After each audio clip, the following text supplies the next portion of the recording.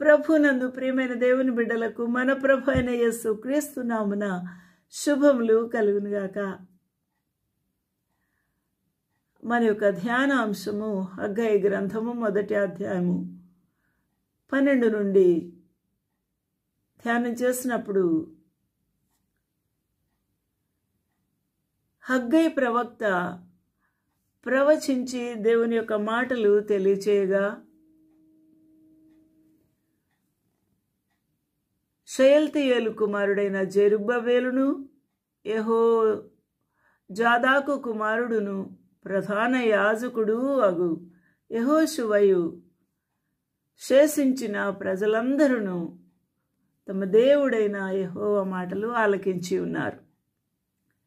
ఆలకించినప్పుడు తమ దేవుడైన యెహోవా ప్రవక్తను తమ వద్దకు పంపించి ఈ వార్తను తెలియచేసినందున యెహోవా యందు భయభక్తులు పూనుకొనిరి.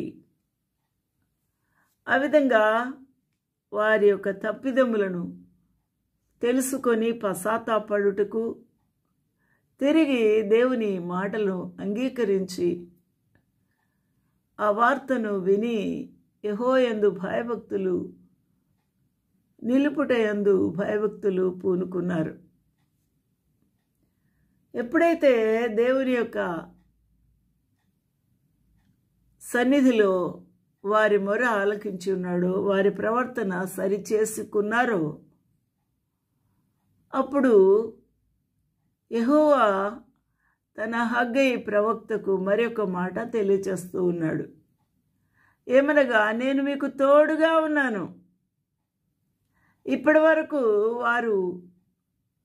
వారి ప్రవర్తన ఆలోచించగా బాధ్యతారహితంగా జీవించిన విధానం బట్టి దేవుడు వారికి దూరంగా ఉన్నాడు. వారిని తన ఉగ్రత వారి మీద కుమ్మరించి ఉన్నాడు.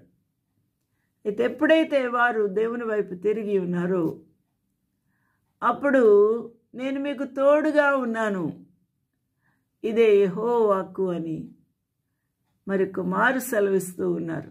యెహోవా యూదా దేశపు అధికారి అగు మరియు షయల్తీయేలు కుమారుడైన జెరుబ్బవేలు. ఈ జెరుబ్బవేలు యూదులకు అధికారిగా పనిచేస్తూ ఉన్నాడు. యెహోషువ ప్రధాన యాజకుడుగా ఉన్నాడు. మరియు జనులందరూ